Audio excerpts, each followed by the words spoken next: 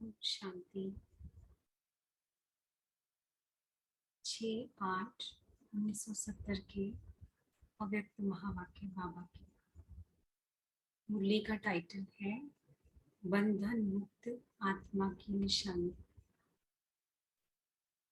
बंधन मुक्त आत्मा की निशानी। तो पहले बाबा पूछते हैं, अभी अव्यक्त स्थिति में स्थित होकर व्यक्त देह का आधार लेकर देख रहे हैं, ये अनुभव कर रहे हो? अव्यक्त स्थिति में स्थित होकर व्यक्त देह का आधार लेकर देख रहे हैं, ये अनुभव कर रहे हो? अर्थात मैं आत्मा इस शरीर का आधार लिए हुए हूँ। ऐसी अव्यक्त स्थिति में आप स्थित हो, इस अनुभव में हो कि सुनने वाली कौन है। जैसे कोई स्थूल स्थान में प्रवेश करते हो, वैसे ही स्थूल देह में प्रवेश कर ये कार्य कर रहे हैं। ऐसा अनुभव होता है जैसे किसी स्थूल स्थान में हम एंटर करते हैं तो मैं और वो स्थान अलग अलग बिल्कुल क्लियर प्रतीत होते हैं हमें। तो इसी तरह से मैं आत्मा इस स्थूल देह में बैठ कर ये कार्य कर रही हूँ, इसमें प्रवेश कर मैं ये कार्य कर रही हूँ। ऐसा अनुभव होता है। तो बाबा स्थिति में हमको पहले स्थित करते हैं। बाबा के प्रश्न पूछने का अर्थ है स्थिति में हमको सेट करना, रियलाइजेशंस करवाना। जब चाहे तब प्रवेश करें और जब चाहे तब फिर न्यारे हो जाए, ऐसा अनुभव करते हो। जब चाहे मैं आत्मा शरीर में प्रवेश करूं और जब चाहे तब मैं इससे न्यारी हो जाऊं, ऐसा अनुभव करते हो। 1 सेकंड में धारण करें और 1 सेकंड में छोड़ें। ये अभ्यास है। वैसे और स्थूल वस्तुओं को जब चाहे तब लो और जब चाहो तब छोड़ सकते हैं ना। वस्त्र है या कोई चीज हम पहनते हैं तो बाबा कहते हैं स्थूल वस्तुओं को जब चाहे लो और जब चाहे छोड़ सकते हो। वैसे इस देह के भान को जब चाहे तब छोड़ दे ही अभिमानी बन जाए। ये प्रैक्टिस इतनी सरल है।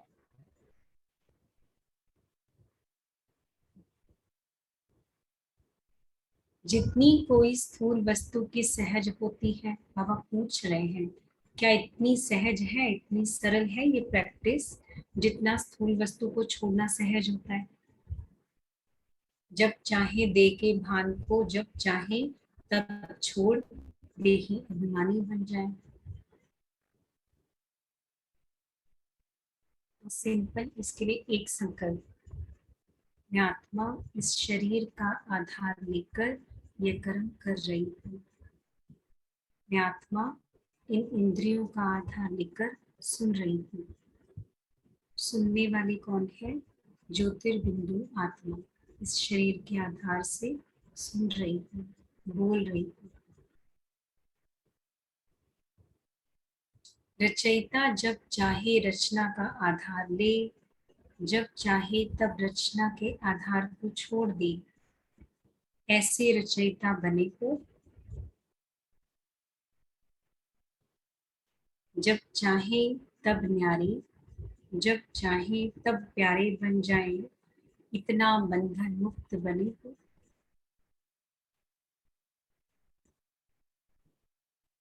जब चाहे तब न्यारे, जब चाहे तब प्यारे बन जाए, इतना बंधन मुक्त बने हो। और पिछले महावाक्य में बाबा ने कहा, रचयिता जब चाहे रचना का आधार ले और जब चाहे तब रचना के आधार को छोड़ दे। तो आत्मा की रचना संकल्प भी है। तो जब चाहे मैं संकल्प में आऊं और जब चाहूं तो संकल्प को रोक दूं। इसके आधार को भी छोड़ दो। क्या ऐसे रचयिता बने हो? यह देह का भी बंधन है, देह अपने बंधन में बांधती है। अगर देह बंधन से मुक्त हो तो यह देह बंधन नहीं डालेगी।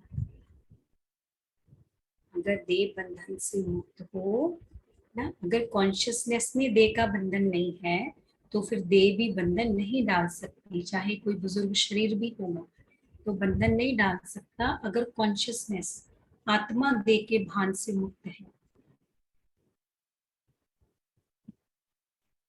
देह बंधन नहीं डालेगी, लेकिन कर्तव्य का आधार समझ, आधार को जब चाहे तब ले सकते हैं। ऐसी प्रैक्टिस चलती रहती है। कर्तव्य का आधार समझ, कर्तव्य करने के लिए इस देह का आधार लिया है, इसको समझ, जब चाहे तब आधार ले और जब चाहे छोड़ दे। ऐसी प्रैक्टिस चलती रहती है। देह के भान को छोड़ने अथवा उससे न्यारा होने में कितना समय लगता है कि बस हमने संकल्प लिया मैं आत्मा हूँ और देह के बंधन से न्यारे हूँ।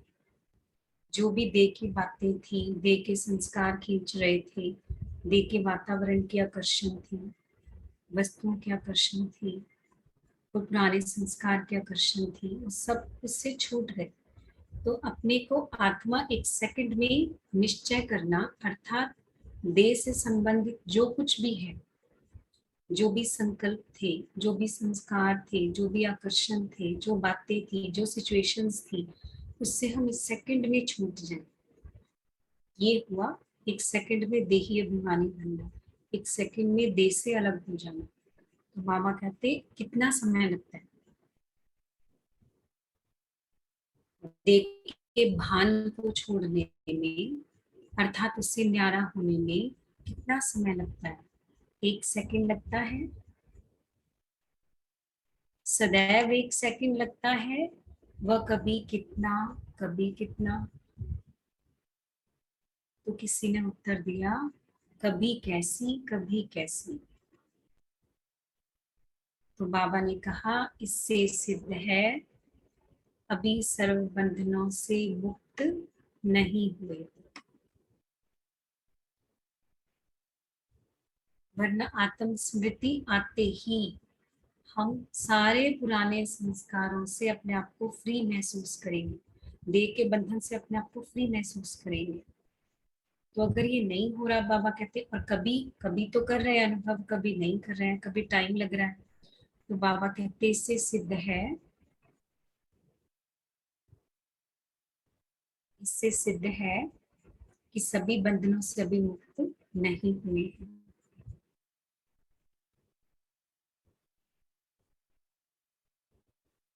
जितना बंधन मुक्त उतना ही योग युक्त होंगे। स्पष्ट बता दिया बाबा ने। हम योग के लिए कितने सारी कोशिशें करते हैं, योग अच्छे से हो, योग निरंतर हो, योग शक्तिशाली हो, योग सहज हो, स्वतः योग हो, किसी आधार पे हमको ना टिकना पड़े। तो बाबा ने स्पष्ट कह दिया अगर बंधन मुक्त नहीं, मन में किसी भी प्रकार के बंधन है, और आत्मा को अगर देह का भी बंधन खींचता है, अपनी देह का भी बंधन खींचता है, तो योग युक्त नहीं होंगे। जितना बंधन मुक्त उतना ही योग युक्त होंगे, जितना और उतना का हिसाब है। और जितना योग युक्त होंगे उतना ही जीवन मुक्त में ऊंच पद की प्राप्ति होती है। अगर बंधन मुक्त नहीं तो योग युक्त भी नहीं। उसको मास्टर सर्वशक्तिमान कहेंगे। तो हमें योग युक्त होने के लिए क्या करना है? अभी यहाँ से हमारा आंसर आ गया, अपने बंधनों पे काम करना है। कौन कौन से बंधन अभी मुझ आत्मा में पकड़े हुए हैं, जैसे बाबा ने चेकिंग कराई थी ना कि कुछ तो मोटी रस्सियां हैं, कुछ पतली रस्सियां हैं, कुछ कच्चे धागे भी हैं। जो कच्चे धागे हैं वो धागे इसलिए कि उनको तोड़ने में देर नहीं लगेगी और मेहनत भी नहीं लगेगी, लेकिन तोड़ना तो पड़ेगा। और जो मोटी रस्सियां हैं उनको तोड़ने में समय भी लगेगा और मेहनत भी लगेगी। तो बाबा ने चेकिंग कराई थी कि चेक करो कौन कौन सी मोटी रस्सियां हैं, कौन सी पतली रस्सियां हैं और कौन सी कच्चे धागे हैं। तो अभी बाबा ने स्पष्ट बता दिया कि जितना हम बंधन मुक्त होंगे उतना योग युक्त होंगे। तो बाबा कहते हैं अगर बंधन मुक्त नहीं तो योग युक्त भी नहीं। उसको मास्टर सर्वशक्तिमान कहेंगे। मास्टर सर्वशक्तिमान अर्थात जिसका अपने मन, बुद्धि, संस्कार पे और अपने कर्मेंद्रियों पे पूरा पूरा कंट्रोल है। सर्व शक्तियां जिसके कंट्रोल में है, वो अपने को जैसे चाहे वो आत्मा चला सकती है, उसको कहेंगे मास्टर सर्वशक्तिवान। तो अगर बंधन है तो मास्टर सर्वशक्तिवान नहीं कहेंगे। देह के बंधन और देह के पदार्थों से लगाव मिटाना सरल है। देह के संबंध और देह के पदार्थों से लगाव मिटाना सरल है, ये तो सन्यासी भी कर लेते हैं। देह के संबंधों को तो वो भी छोड़ देते हैं, देह के पदार्थों को भी छोड़ देते हैं। बाबा कहते हैं सरल है, लेकिन देह के भान से मुक्त हो जाना। देह के भान की हमने लिस्ट बनाई थी ना ग्रुप में, क्या क्या है देह का भान। मैं स्त्री हूँ, मैं पुरुष हूँ, मैं छोटी हूँ, मैं बड़ी हूँ, मैं यंग हूँ, मैं वृद्ध हूँ, मैं बच्चा हूँ, है ना। मैं हाइट में छोटी हूँ, मैं दिखने में ऐसी हूँ, मैं पतली हूँ, मैं मोटी हूँ, मेरी ये क्वालिफिकेशन है, मेरी ये संपत्ति है, मेरा ये नाम मान शान है, ये मेरा इमेज है, ये मेरी विशेषताएं हैं। ये सब कुछ छोड़ना बहुत मुश्किल है। देह के भान से मुक्त हो जाना जब चाहे तब व्यक्त में आए, ऐसी प्रैक्टिस अभी जोर शोर से करनी। देह के भान से मुक्त हो जाना अर्थात बार बार ये रियलाइज करना कि मैं आत्मा इस शरीर का आधार लेकर ये कर्म कर रही हूँ। जैसे बाबा ने इतना सुंदर एग्जाम्पल दिया कि किसी स्थान में जब प्रवेश करते हो तो ये स्मृति होती है ना कि मैं यहाँ पे एंटर कर रही हूँ, इस कमरे में मैं एंटर कर रही हूँ।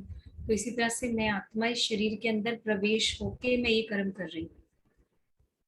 बार बार देखो, मैं आत्मा शरीर से बाहर गई थोड़ी देर के लिए, फिर मैं आत्मा आ गई शरीर में अंदर कर्म करने के लिए, फिर कर्म किया, फिर मैं शरीर से न्यारी हुई। ऐसे भी अभ्यास कर सकते हैं और बैठे बैठे भी अनुभव कर सकते हैं कि जैसे सामने दिख रहा है कि शरीर है, आत्मा निकल के चली गई है, शरीर का आधार भी छोड़ दिया है। तो अनुभव होगा अभी यहाँ आत्मा अलग है और यहाँ शरीर अलग है, दोनों अलग अलग है। तो जितना हो सके देह की और आत्मा की डिटैचमेंट की प्रैक्टिस करने के लिए बाबा कह रहे हैं कि अभी जोर शोर से करनी है। ऐसे ही समझे जैसे अब बाप आधार ले बोल रहे हैं, वैसे हम भी देह का आधार लेकर कर्म कर रहे हैं।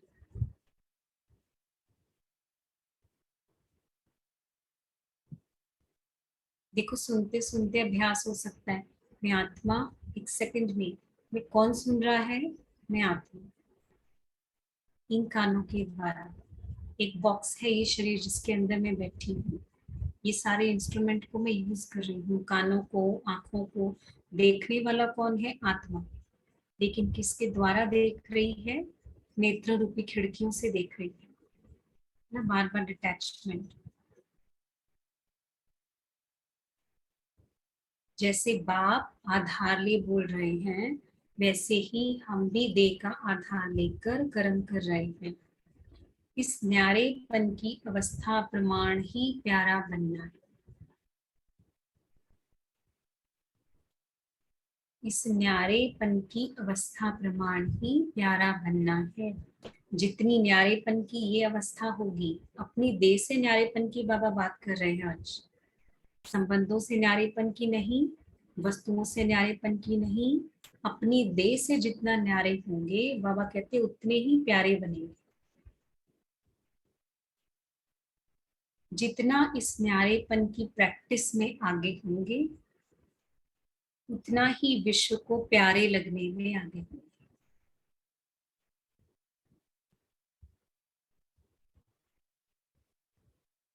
कितना बड़ा सीक्रेट है जो बाबा हमें बता रहे हैं।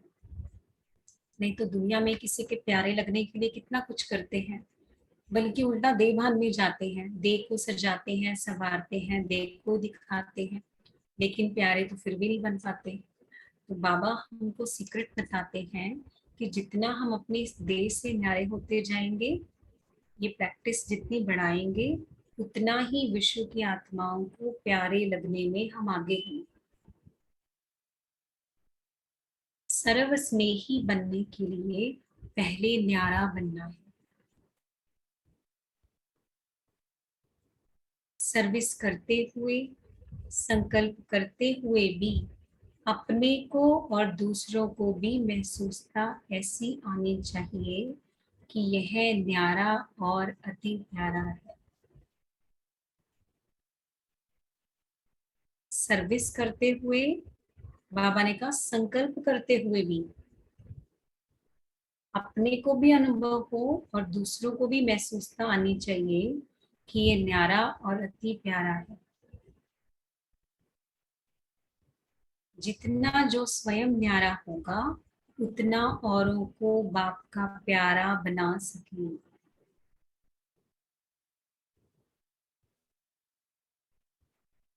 जितना जो स्वयं न्यारा होगा, हम ही अगर अपनी देह में फंसे हुए हैं तो दूसरों को भी बाबा का प्यारा नहीं बना सकते। तो जितना जो स्वयं न्यारा होगा उतना औरों को बाप का प्यारा बना सकेंगे। इतना सरल नहीं है। सिर्फ ये समझने की बात नहीं है कि मैं आत्मा हूँ, लेकिन अति गहराई में जाकर ये रियलाइज करने की बात है कि जिन संस्कारों से मैं चिपकी हुई हूँ, जिन आदतों से, देखे जो जो भान के रूप हैं, जो कल्चर है, भाषा है, नेशन है, इन सबको छोड़ना है, इतना न्यारा बनना है। तो उतना ही औरों को बाप का प्यारा बना सके। सर्विस की सफलता का स्वरूप क्या है बताइए। सर्विस की सफलता का क्या स्वरूप है? कैसे कहेंगे सर्विस की सफलता हुई?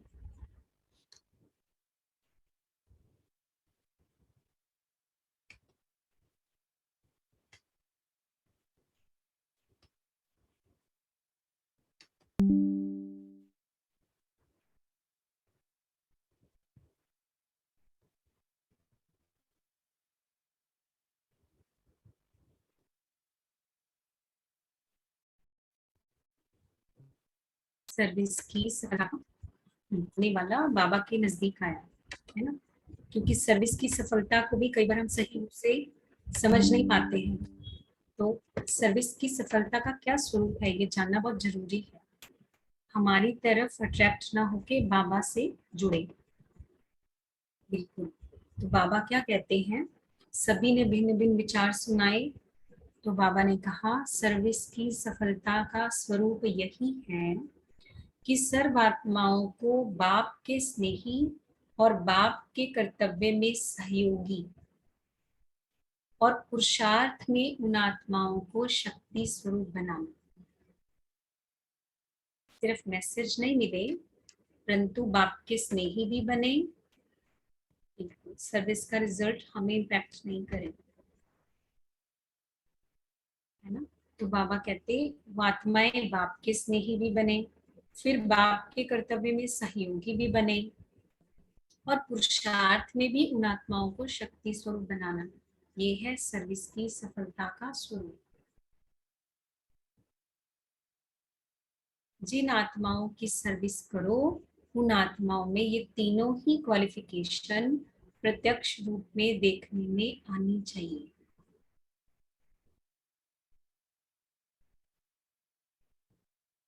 अगर तीनों में से कोई भी गुण की कमी है तो सर्विस की सफलता की भी कमी है। समझा? मुख्य एक बात ध्यान में रखने और कर्म में धारण करने वाली कौन सी है जिससे इस सफलता स्वरूप को प्रैक्टिकल में ला सकते हो। ये जो बाबा ने सफलता का स्वरूप बताया, बाबा ने कहा कि एक ऐसी बात जो ध्यान में रखनी चाहिए और जो कर्म में धारण करनी चाहिए, वो कौन सी है? आपको क्या लगता है कौन सी एक बात है जो ऐसी सफलता स्वरूप हमें प्राप्त हो?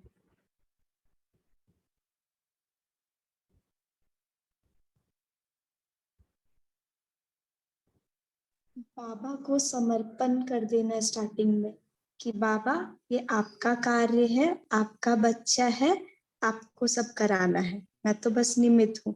तो उसमें बाबा की जब एनर्जी फ्लो होगी तो वो तो रिजल्ट लाएगी। लेकिन अगर हमारी एनर्जी फ्लो होगी तो बहुत लिमिटेड है हमारी एनर्जी, लेकिन बाबा की एनर्जी अनलिमिटेड है।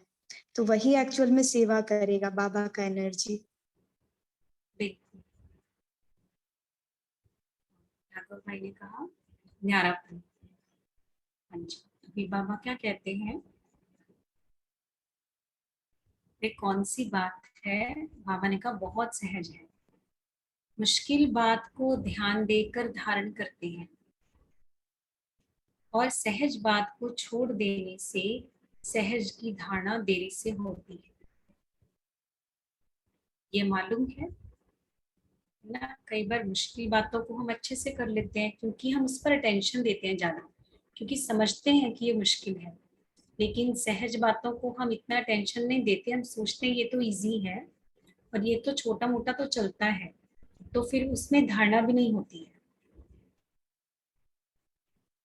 निमित्त होने का भी भान हो जाता है। बिल्कुल।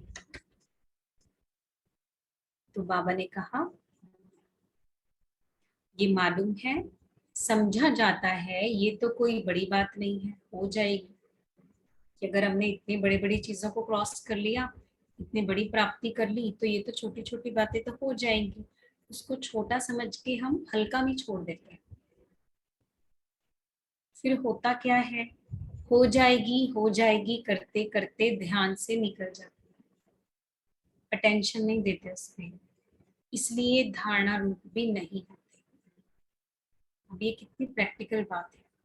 कई बार हम बड़ी बड़ी परिस्थितियों में फिर भी स्टेबल रहते हैं, लेकिन छोटी छोटी बातों से भी इरिटेट हो जाते हैं कई बार। तो उसका कारण बाबा ने बताया, क्योंकि बड़ी बातों पर, मुश्किल बातों को हम ध्यान देते हैं, ध्यान देकर धारण करते हैं, लेकिन छोटी बातों को सहज समझकर उनको हो जाएगा करते रहते हैं और अटेंशन नहीं देते। तो छोटी छोटी बातों में भी अटेंशन देना है। तो बाबा ने कहा इसलिए धारणा रूप नहीं होते। तो वह कौन सी एक बात है, अगर उस बात को धारण कर ले तो सफलता स्वरूप बन सकते हैं? तो किसी ने कहा साक्षीपन।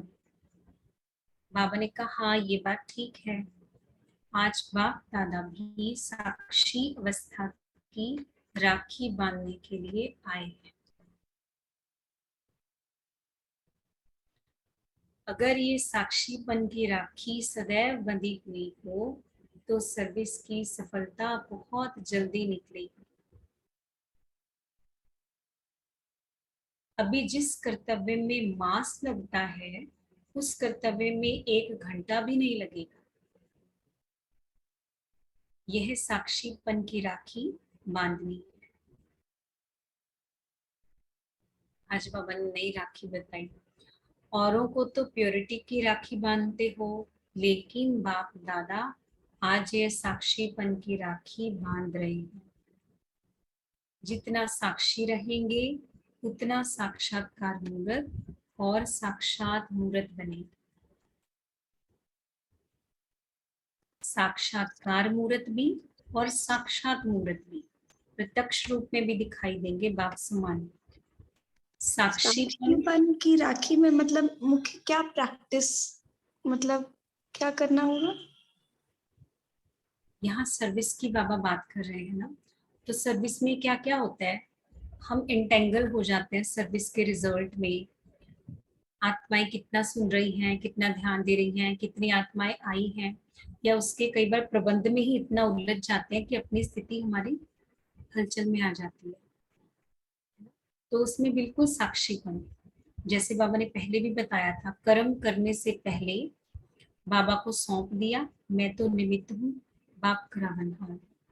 और कर्म करने के बाद भी उसका रिजल्ट बाबा को सौंप दिया, स्वाहा कर दिया। फिर उसके बाद कोई संकल्प नहीं चले, फिर संकल्प नहीं चले, ऐसा होता तो ऐसा हो जाता, हम ऐसा कर लेते, इतना अच्छा हो जाता तो ये करना चाहिए था। फिर कोई संकल्प नहीं चले, आपने जो किया इंस्ट्रूमेंट बन के बाबा ने आपसे कराया, बस साक्षी बन के अवस्था।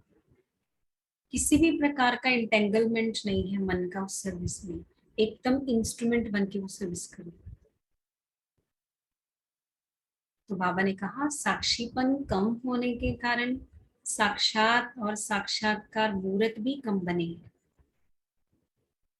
इसलिए ये अभ्यास करो। कौन सा अभ्यास? अभी अभी आधार लिया, अभी अभी न्यारी हो गई।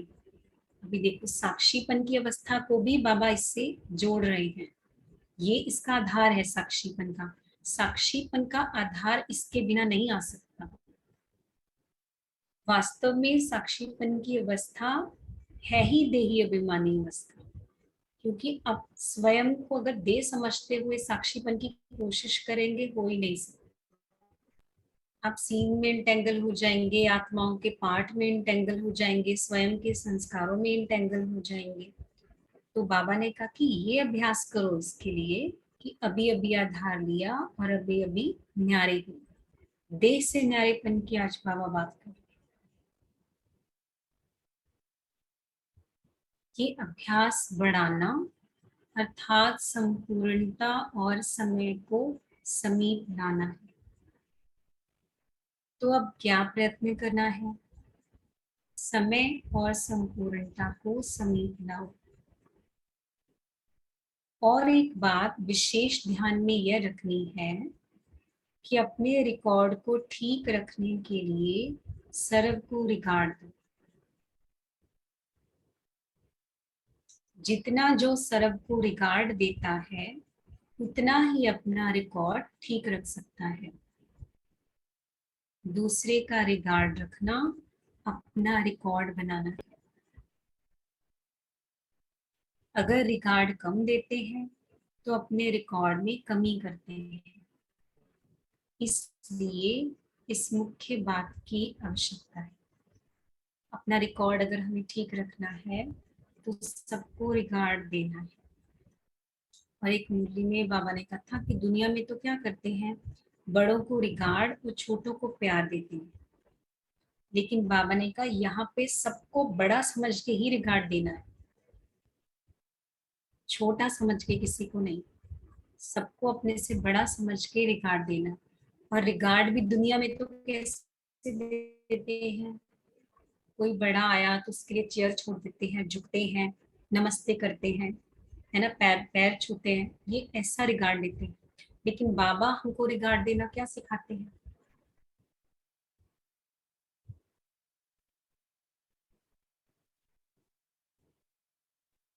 उसकी भिन्नता को स्वीकार कर लेना, है ना, उसके संस्कारों को स्वीकार कर लेना, रेजिस्टेंस में नहीं आना।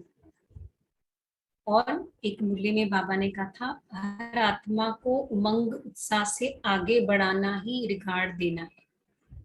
पहले आप, है ना, हर बात में सामने वाली आत्मा को आगे बढ़ाना, उसको उमंग उत्साह में लाना, उसको हिम्मत देना, यही रिगार्ड देना है। हाँ, एक्सेप्टेंस। तो ये रिकॉर्ड हमें सबको देना है, तो हमारा रिकॉर्ड अपने आप ही ठीक हो जाता है। समझा? जैसे यज्ञ के मददगार बनना ही मदद लेना है, यज्ञ के मददगार बनना ही मदद लेना है, वैसे रिगार्ड देना ही रिगार्ड लेना है। देते हैं लेने के लिए। एक बार देना, अनेक बार लेने के हकदार बन जाते हैं। आप सिर्फ एक ही बार रिगार्ड देंगे, लेकिन कितनी बार वो आत्मा आपकी उस बात को याद करके आपको दुआएं देगी। और परमात्मा दुआएं भी मिलेंगी, आत्माओं की दुआएं भी मिलेंगी, परमात्मा दुआएं भी मिलेंगी। तो बाबा ने कहा एक बार देना, अनेक बार लेने के हकदार बन जाते हैं। जैसे कहते हैं छोटों को प्यार और बड़ों को रिगार्ड, ये वही मुरली है। लेकिन सभी को बड़ा समझ रिगार्ड देना, यही सर्व के स्नेह को प्राप्त करने का साधन है। किसी को अपने से छोटा नहीं समझना है, सभी को बड़ा समझ रिगार्ड देना, यही सर्व के स्नेह को प्राप्त करने का साधन है। कितनी गुह्य बात है ये।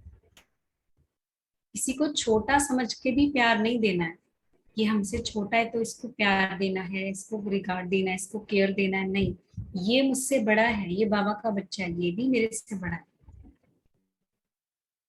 इस भांति उसकी उसकी वैल्यू रखनी है, बाबा के रतन समझते हुए। यह बात भी विशेष ध्यान देने योग्य है, नहीं तो छोटे बड़े का भी भान आ जाता है ना, सीनियर जूनियर का भी भान आ जाएगा। नहीं तो हर बात में पहले आप। हाँ जी तन्वी है। ओम शांति। ओम शांति। इसमें एक ये भी है कि कई बार क्या होता है कि मनसा में ना हमें थोड़ी फिर भी थोड़ी खिटपिट चलती है किसी आत्मा के लिए, बट फिर भी कभी उसे हेल्प की जरूरत होती है। तो हम देखते हैं कि वैसे भी लौकिक में भी कई लोग इतने अच्छे होते हैं कि वो कर देते हैं हेल्प। तो मैंने कई बार ऐसे किया है कि किसी सोल के साथ जैसे मन में कुछ होता है ना, तो मैं उसे एक्शंस में नहीं मतलब ऐसे दिखाती। तो उससे क्या होता है कि उसको तो अभी चाहे संकल्प पहुंचते हैं दूसरी आत्मा तक, बट स्टिल जो एक्शंस होते हैं वो ज्यादा क्लियरली दिखते हैं और ज्यादा पता लगते हैं। तो हम एक्शन से उसे थोड़ी देर के लिए कवर कर लेते हैं। और जैसे बाबा कहते हैं कि मनसा से कर्मना भी अफेक्ट होती है, तो कर्मना से मनसा भी अफेक्ट होती है। तो थोड़ी देर बाद क्या होता है, वो मनसा भी खुद ठीक होने लग जाती है। बिल्कुल, बहुत सुंदर पॉइंट बताया आपने कि अगर मनसा से कर्मणा अफेक्ट होती है तो कर्मणा से मनसा भी अफेक्ट होती है ना। और क्या होगा, बार बार कर्म में आने से वो संस्कार भी पक्का होता जाएगा। तो अगर उस संस्कार को कंट्रोल करना है तो एक्शंस में कंट्रोल करना बहुत जरूरी है। हम क्या करते हैं, हम सिर्फ मनसा पे कोशिश करते हैं कि ये संकल्प नहीं आए, ये संकल्प नहीं आए, परंतु अगर एक्शंस को कंट्रोल करने की कोशिश करेंगे तो संकल्पों में फिर अपने आप उसका कंट्रोल हो जाएगा। और ये वो आत्मा भी ना ऐसे याद भी रखती है कि आपने तब हमारी इतनी हेल्प की थी, चाहे हमारे मन में उसके लिए कुछ भी चल रहा हो, बट वो बार बार सुनाएगी कि हमें अभी भी याद है आपने हमारे लिए इतना अच्छा काम किया था। बिल्कुल। तो कर्मों में महानता है ना, कल बाबा ने ही कहा था मुरली में कि कर्मों के ऊपर ध्यान देना है। तो हर बात में पहले आप, ये बात विशेष ध्यान देने योग्य है। हर बात में पहले आप, यह वृत्ति, दृष्टि और वाणी तथा कर्म में लानी चाहिए। इसे जैसे बहन ने कहा ना, वृत्ति अभी नहीं भी होती है इस चीज की, लेकिन क्या कोशिश करें वाणी और कर्म में तो आए कम से कम। फिर धीरे धीरे वृत्ति भी चेंज हो जाएगी, वृत्ति चेंज होगी तो दृष्टि अपने आप चेंज हो जाएगी। तो वृत्ति, दृष्टि, वाणी और कर्म में ये बात लेके आनी है कि हर एक को बड़ा समझकर रिगार्ड देना है। हर बात में पहले आप करना है। ये कोई छोटी धारणा नहीं है, ये बहुत बड़ी धारणा है। जितना पहले आप कहेंगे उतना ही विश्व के बाप समान बन सकेंगे। देखो वैसे भी जो देही अभिमानी अवस्था जितनी पक्की होती जाएगी, मतलब जितना हमारी आत्मा की कॉन्शियसनेस पक्की होगी, तो छोटे बड़े का भान आ ही नहीं सकता कि ये हमसे छोटा, ये हमसे बड़ा है। फिर तो वो भान आता ही नहीं है बिल्कुल भी। अभी देखो हम यहाँ जो आत्माएं इकट्ठी हैं, अगर हम आत्मिक रूप से पॉइंट ऑफ लाइट देखें, सभी हम पॉइंट ऑफ लाइट इकट्ठे हैं, कौन छोटा कौन बड़ा, है ना? तो वो आ ही नहीं सकती वो दृष्टि। तो ये भी देभान ही है अपने को, किसी को छोटा और किसी को बड़ा समझना। भले हम उसको ट्रीटमेंट भी अच्छा दे रहे हैं, लेकिन समझ के तो छोटा दे रहे हैं ना। ये कितनी गूढ़ बात है। तो बाबा ने कहा जितना पहले आप कहेंगे उतना ही विश्व के बाप समान बन सकेंगे। तो आज ये मुरली अभी हाफ ही करते हैं, हम हाफ हुई है। अभी हम सब इसमें से पॉइंट शेयर करते हैं, क्या क्या आज बाबा ने बताया, ताकि एक बार रिवीजन हो जाए। तो आप सब में से एक एक पॉइंट बताएंगे।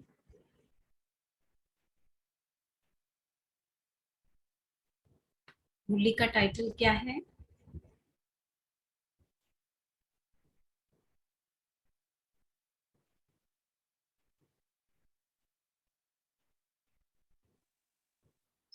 बंधन मुक्त आत्मा की निशानी। आज बाबा बंधन मुक्त आत्मा की निशानियां बता रहे हैं। तो देखो कितना रियलाइजेशन कराया बाबा ने, और एक नया एस्पेक्ट आज बाबा ने बताया कि देह के संबंधों का त्याग और वस्तुओं का त्याग ये कोई बड़ी बात नहीं, लेकिन देह के भान से न्यारा होना, इसकी प्रैक्टिस की अभी जरूरत है। तो शुरुआत में ही बाबा ने जो प्रश्न पूछे,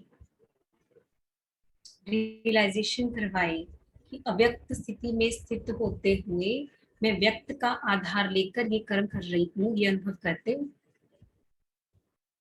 जैसे किसी स्थूल स्थान में प्रवेश करते हो तो प्रतीत होता है, आत्मा को क्लियर होता है।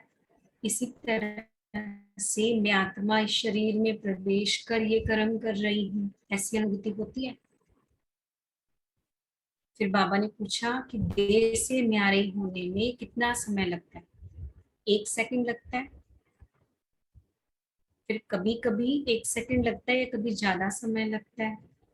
तो अगर कभी कभी होता है तो इसका अर्थ ये सिद्ध होता है कि अभी सब प्रकार के बंधनों से मुक्त नहीं बने।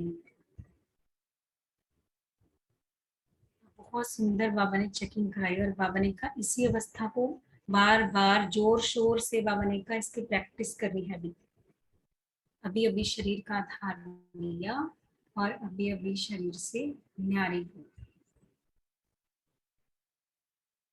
इस अभ्यास को जितना बढ़ाएंगे क्या होगा, बाबा ने क्या क्या इम्प्लीकेशंस बताए इसके। इस अभ्यास को बढ़ाने से क्या क्या होगा?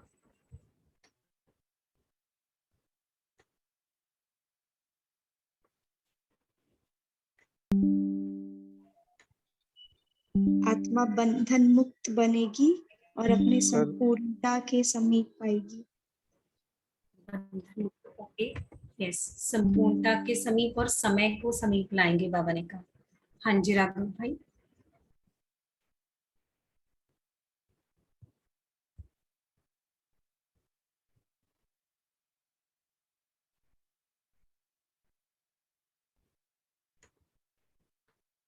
हाँ जी, सर्व के प्यारे बनेंगे। बिल्कुल, बाबा ने कहा जितना ये न्यारापन आता जाएगा उतना विश्व की सर्व आत्माओं के प्यारे बनते जाएंगे। और उतना ही बाबा ने कहा जितना ये न्यारापन होगा उतना ही सर्विस में सफलता होगी। सर्व के प्यारे बनेंगे, सर्विस में सफलता होगी। अच्छा, और बाबा ने सर्विस की सफलता का स्वरूप क्या है, उसमें 3 बातें बताई। कौन सी 3 बातें?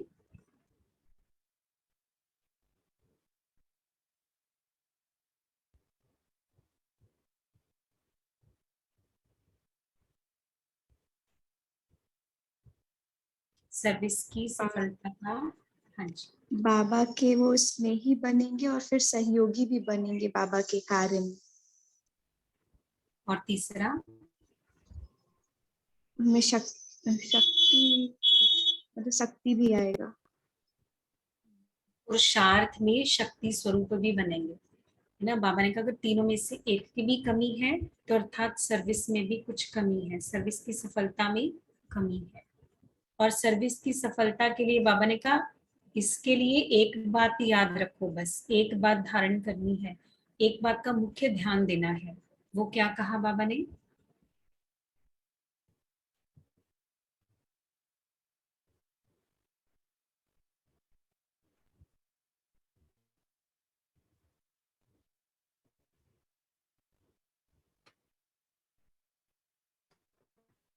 साक्षीपन, हाँ जी, साक्षीपन की अवस्था चाहिए।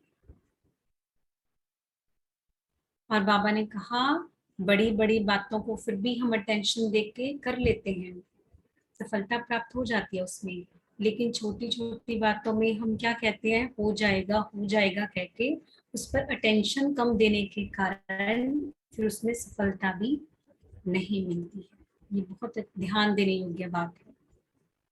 तो बाबा ने हमें कहा कि बार बार हमें ये अभ्यास करना है, साक्षीपन के लिए भी, सर्विस में साक्षीपन के लिए भी। अभी अभी आधार लिया और अभी अभी न्यारे हो गए, इस अभ्यास को अभी बढ़ाना है।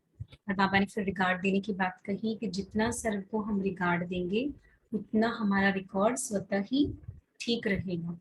और दुनिया में तो किसी को, बड़ों को रिगार्ड देते हैं और छोटों को प्यार देते हैं, लेकिन यहाँ सबको बड़ा समझ के ही रिगार्ड देना है। तो बाबा ने कहा हर बात में पहले आप ये बात वृत्ति में, दृष्टि में, वाणी में और कर्म में लेकर हमें, जितना हम पहले आप कहेंगे उतना ही विश्व के बाप समान बनेंगे। तो बहुत ही धारणा के पॉइंट से युक्त आज की मुद्दे रही। विशेष योग पॉइंट भी बहुत विशेष बाबा ने बता दिया, सारा जैसे सार मिल गया सारे ज्ञान का, कि सब सब सफलता, सब प्रकार की सफलता, अपने पुरुषार्थ में सफलता, सर्विस में सफलता, सबका प्यारा बनने में सफलता, बंधन मुक्त बनने में सफलता, उसका एक ही आधार है, अपनी देह के भान को छोड़ने का अभ्यास। अभी अभी आधार लिया और अभी अभी इससे न्यारे हो गए। और फिर देखो, हम सोचे कि अभी हम थोड़ा सा फ्री होके इस अभ्यास को करेंगे, वो तो ठीक है, फ्री होके करेंगे 2 मिनट 1 मिनट, लेकिन अगर बार बार कंटिन्यूअसली ये प्रैक्टिस कर्म में नहीं होगा डिटैचमेंट का, तो फिर एकदम से डिटैचमेंट आएगा भी नहीं। तो इसलिए कर्म करते हुए भी बाबा ने कहा ये अनुभव, ये अभ्यास, ये अनुभूति कि मैं आत्मा इस शरीर का आधार लेकर ये कर्म कर रही, तो ये निरंतर अभ्यास अंदर चलता रहे। कितनी सारी मूल्यों में बाबा ने इस अभ्यास के महत्व को बताया है। बाबा ने कहा ये अभ्यास अभी जोर शोर से करना है। ठीक है जी, आज की अव्यक्त मूल्य, बाबा का बहुत बहुत शुक्रिया और आप सभी आत्माओं का भी बहुत बहुत शुक्रिया। आज के नमस्कार में हम विशेष इस बात का अनुभव करेंगे, क्या अनुभव है कि मैं आत्मा इस शरीर से अलग हूँ। इसको हम डिस्कवर करेंगे, क्या क्या पॉइंट्स मुझे रियलाइज हो रहे हैं इसमें। सिर्फ ये कह दिया कि मैं आत्मा हूँ इससे नहीं होगा, इसका बहुत गहरा रियलाइजेशन कि किस प्रकार मैं आत्मा इस देह से अपने आप को अलग अनुभव कर सकती हूँ। जैसे बाबा ने कितना सुंदर बताया कि बाबा के लिए हम लोग को कितना क्लियर है कि बाबा बिंदी है, वो आता है और आकर शरीर का आधार लेकर बोलता है, ये एकदम मतलब बहुत क्लियर है। लेकिन खुद के लिए उतना क्लैरिटी नहीं है, मतलब ये वर्ड क्लियर है कि मैं आत्मा हूँ, अगर, या फिर सोल है, ये सोल ने ये कहा, उस सोल ने ये कहा, अब वर्डिंग में वो आ जाता है कि सोल है, मैं सोल हूँ, वो सोल हूँ, लेकिन उसका फीलिंग अभी थोड़ा कम है। मतलब जितना बाबा के लिए बहुत क्लियर है कि हाँ, बाबा तो आधार लिया, आधार लेकर बोल रहा है, सिंपल है, लेकिन अपने लिए वैसा नहीं होता है कि हाँ, मैं आत्मा भी शरीर का आधार लेकर बोल रही हूँ।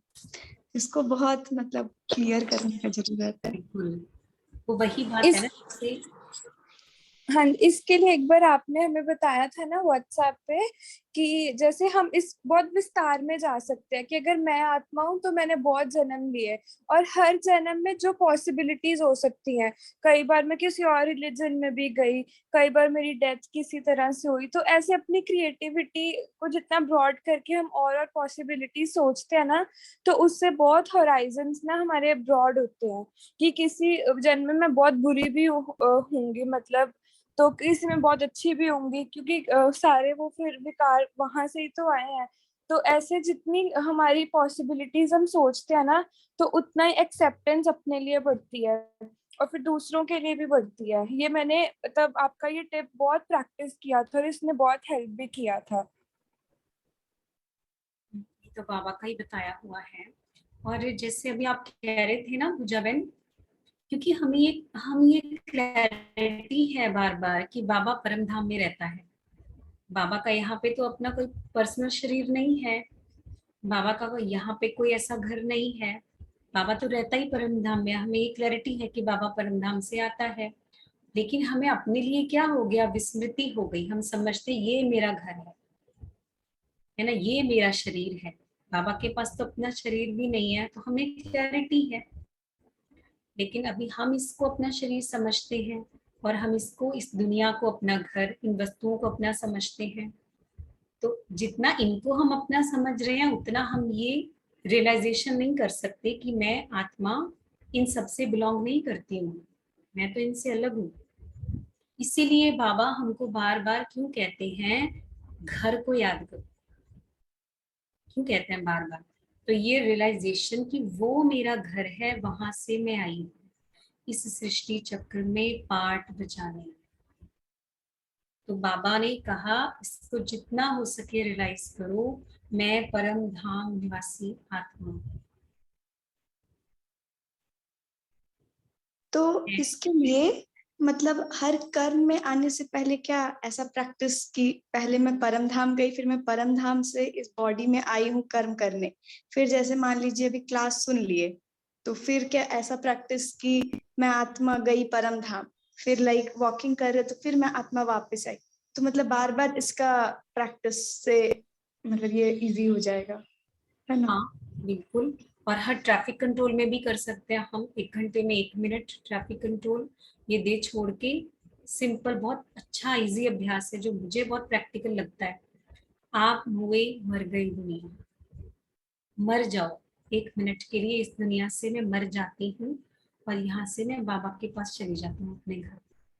तो जैसे हम रिलैक्स करते हैं काम के बीच में, तो मैं वहां रिलैक्स करके आती हूँ थोड़ी देर, अपने घर चली जाती हूँ बाबा के पास।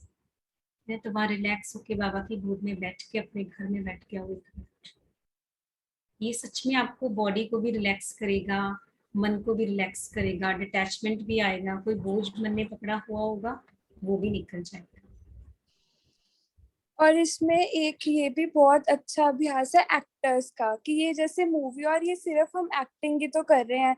अब जैसे एक बार मतलब कोई भी सीन हो, जैसे मैं पता कैसे रिलेट करती हूँ, जैसे मैं फिल्म स्टार्स को देखती हूँ। अब वो एक मूवी में तो कभी कोई किसी की माँ बन रहा है, कभी कोई किसी की बीवी बन रहा है, तो वो सिर्फ तभी तक के लिए है, बट असली तो उनकी फैमिली कोई और है। तो वैसे ही मैं सोचती हूँ कि अच्छा ये मेरे मम्मी पापा हैं, तो ये सिर्फ एक्टिंग है, बट मैं अपने असली मम्मी पापा को नहीं मुझे भूल जाना। या जैसे किसी की शादी हुई है, तो ये तो सिर्फ एक्टिंग कर रहे हैं हम, बट मेरा असली पति तो वो ऊपर बैठा है, शिव बाबा। तो ऐसे करके भी बहुत डिटैचमेंट आता है कि ये सिर्फ थोड़े टाइम के लिए है और ये सिर्फ थोड़ी सी एक्टिंग है। यस, बिल्कुल बिल्कुल।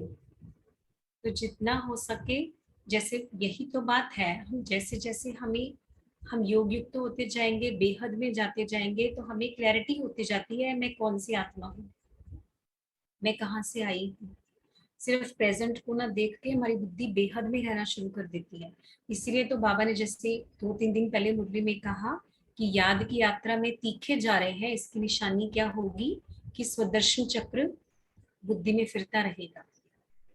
तो सुदर्शन चक्र बुद्धि में फिरने का अर्थ क्या है, यही कि ये रियलाइजेशन कि मैं आत्मा इतने जन्म क्रॉस करके यहाँ पहुंची हूँ, मैं क्या थी और धीरे धीरे अभी मैं क्या बनी हूँ और अब फिर से मुझे क्या बनना है। सिंपल, मुझे क्लैरिटी है, अंदर क्लियर है मुझे बिल्कुल कि मैं ये अभी जो संस्कार है ये मैं ये नहीं हूँ, मैं कौन सी आत्मा, मुझे क्लियर है। मैं थी और मैं फिर से बन रही हूँ। तो ये सुदर्शन चक्र आत्मा को उसका फिरता रहेगा।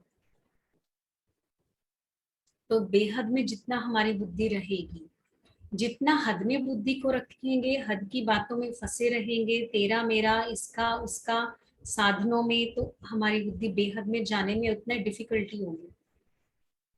तो इसीलिए हर समय बाबा कहते हैं ज्ञान का मनन चिंतन करो, स्वदर्शन चक्र फिराते रहो। कितना अपने आप को अलर्ट रखने की जरूरत है, बार बार स्मृति में लाने की जरूरत है कि मैं कौन हूँ।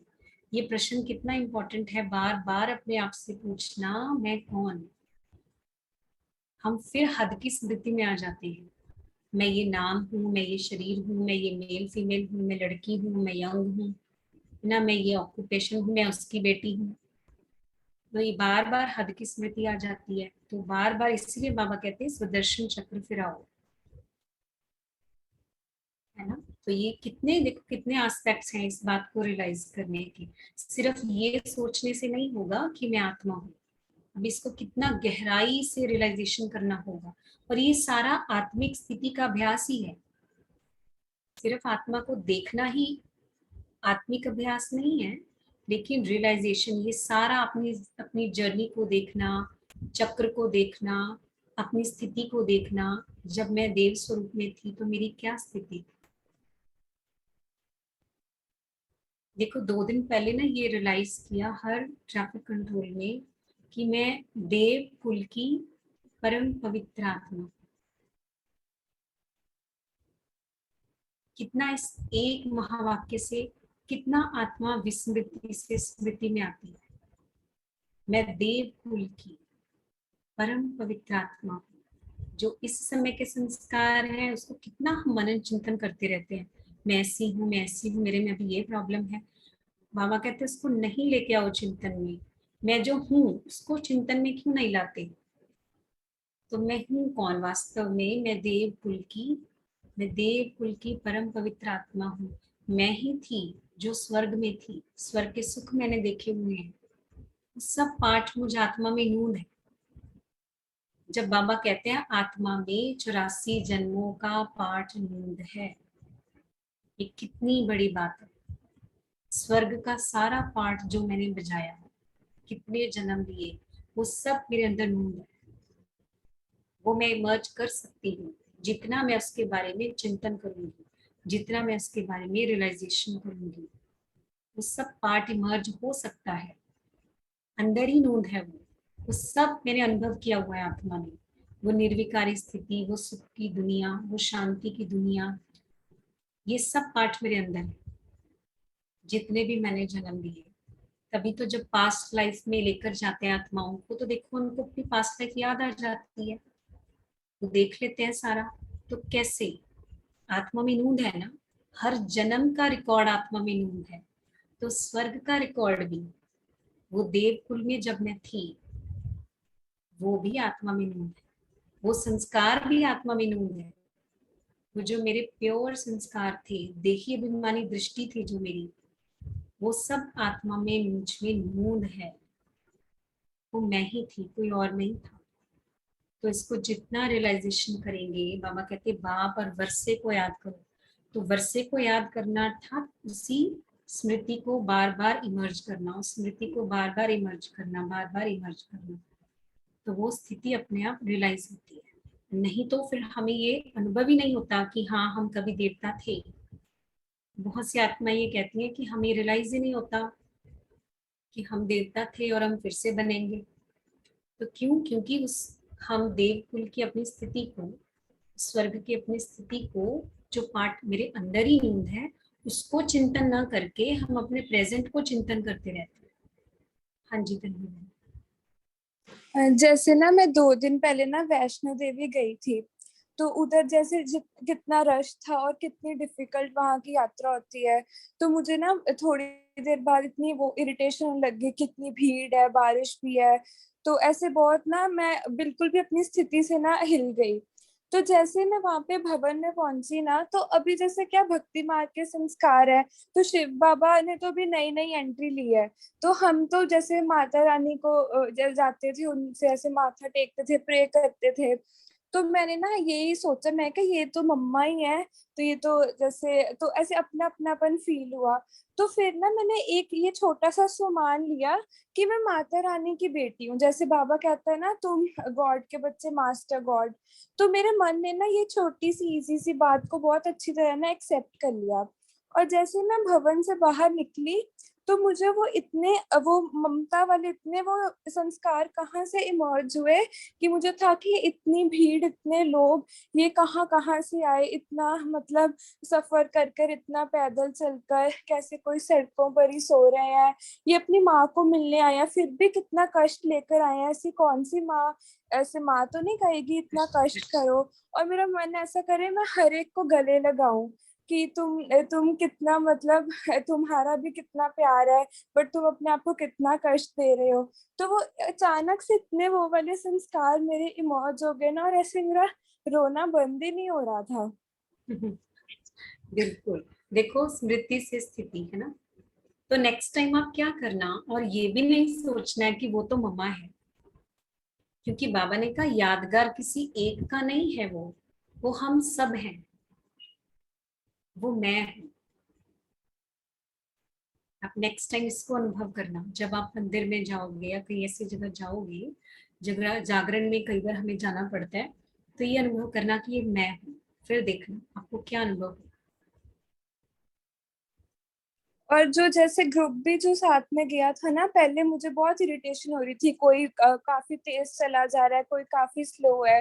तो मुझे था कि अगर मैं मम्मा की बेटी हूँ, ठीक है, और मैं इन सबकी माँ हूँ, तो मैं इन क्या 8-9 लोगों का भी ध्यान नहीं रख सकती। तो फिर मुझे हर एक की इतनी चिंता आने लगी, वो पीछे ना रह जाए, वो आगे ना चले जाए, सब साथ रहे। वो एक स्मृति ने पूरा ही हमारा जैसे बिहेवियर सब चेंज कर दिया। बिल्कुल। बिल्कुल। देखो, यही तो है ना स्मृति से स्थिति। तो बस ऐसे ही हमको चेंज करना है। तो ये हमें आज बाबा ने बहुत अच्छी शिक्षाएं दी और प्रैक्टिकल हमें बताया कि कैसे हम न्यारे और प्यारे बन सकते हैं। ठीक है जी। तो हाफ फुल्ली हम नेक्स्ट टाइम के लिए डिस्कस करेंगे और इसको प्रैक्टिस करेंगे। अच्छा, शांति।